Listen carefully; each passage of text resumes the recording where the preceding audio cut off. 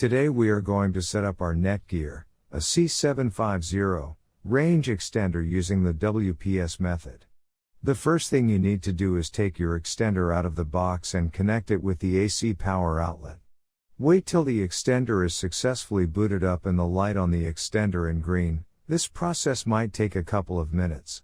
Once your Wi-Fi range extender is fully booted up, it's time to click on the WPS button. The extender WPS indicator light will start to blink. Once the extender WPS light is stable, that means the extender had successfully connected with your router device.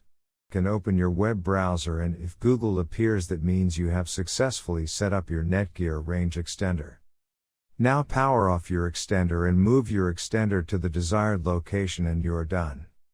Enjoy the seamless connectivity through your home or office. In case if you are still facing any issue with your Netgear range extender device, get in touch with our Netgear range extender experts for instant solutions. Thanks for watching our video, and do not forget to like, share and comment on the video, so that you never miss any video from our channel.